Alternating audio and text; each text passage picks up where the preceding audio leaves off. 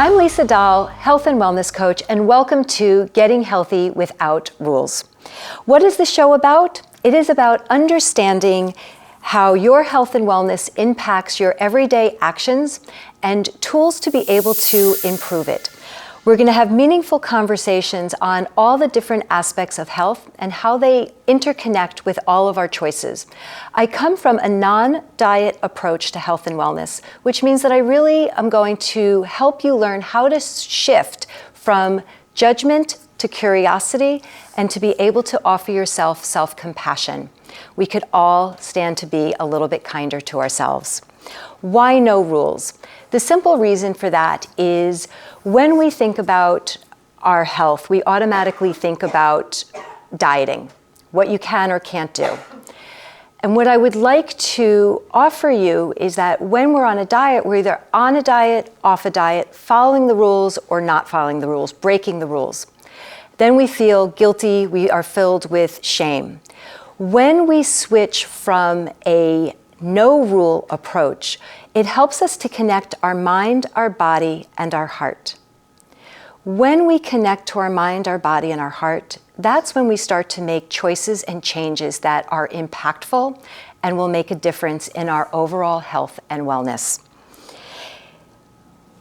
Be sure to stay to the very end because I'm going to share with you one tip on how you can use today's information to start to improve your health and wellness.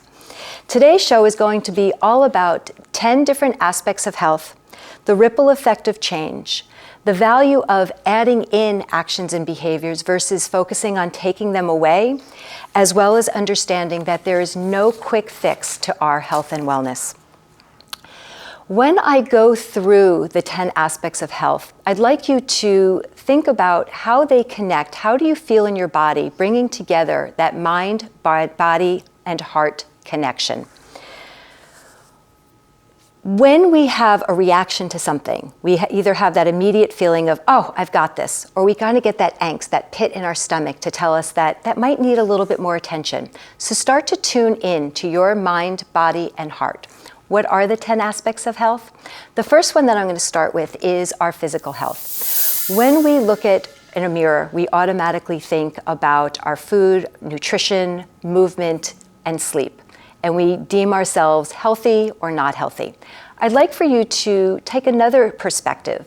And do you know what your blood work shows? Because that gives you the true snapshot of what is actually healthy, what is actually happening in your body. It's helping you determine what are the best actions for you and learning to accept what is best, understanding the capabilities of what your body is. And acceptance is not giving up.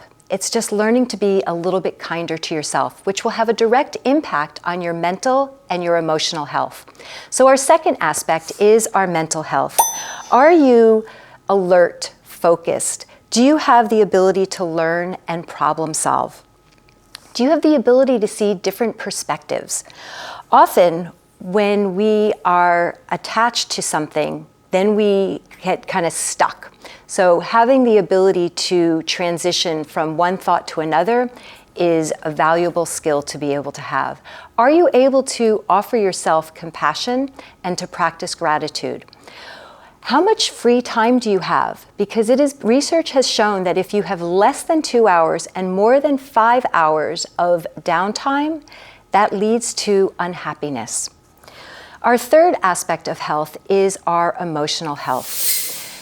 Are you in tune with your emotions? Are you easily, can you self-regulate, or do you find yourself easily activated? Do you know what your emotional triggers are? Often we will say, I'm stressed. What does that actually really mean to you? Are you tired? Are you lonely? Are you maxed out? Are you exhausted? Understanding what your emotions are will help you to better self-regulate when you can start to understand the connections and to build tools to be able to calm that reaction down. The fourth aspect of health is our social health. Do you have a sense of being? Are you comfortable when you are around others? Do you have one person We don't need a whole world of people. Do you have one person who is your go-to person and that you can be your authentic self? You can show up there on your good days, your bad days, and those really ugly days. Are you an introvert or an extrovert? If you're an introvert, are you finding that you have enough downtime to recover from the chaos or whatever else is going on in your life? If you're an extrovert, are you finding ways to be with other people because that's where you get your energy? An interesting statistic is that loneliness has a 2 times greater risk of death than people being in larger bodies. And I refer to all this social health as social nourishment, and it's something that I'm seeing more and more with my clients. So it's important to tune in because it directly impacts your emotional and your mental health as well. Your intellectual health. Do you have the desire to continue to learn and grow? Do you have an open mindset? Are you confident to be able to learn new ideas? Spiritual health. Do you have a set of values that help you find meaning throughout your day? Do you have a purposeful life? Are you able to practice gratitude and appreciation for those who you are with and the things that are around you? The next aspect is our environmental health, and this is a big one. They're all big, but this one seems to be the one that I find very impactful, and people don't really understand how it can relate to so many different aspects of their health. When we're talking about our environment, it could be as not simple, but it could be our basic needs of water, electricity, air conditioning, heat, depending on the season. Do you feel safe in your environment, whether you are at work or home and any place that you are? When you walk into your home, you're standing at that front door, do you kind of get that nice sigh where you kind of just relax and you're like, and you open up the door and you are so glad to be home. It's warm, it's nurturing, you feel comfortable, it's a safe space. Or do you stand at your front door and you take that deep breath trying to steel yourself before you walk in because you know that you're going to find dishes in the sink, you're going to find last week's laundry on the couch, stuff is scattered, you have tenuous relationships with the people that you live with. It's not calming. Chaos and clutter have a direct impact on our mental and our emotional and our physical health. It's really important to understand what your environment is bringing to you. Is it helping or hurting your overall health and wellness? Our financial health, and this one's really impactful. Are you confident that you can support yourself today and in the future?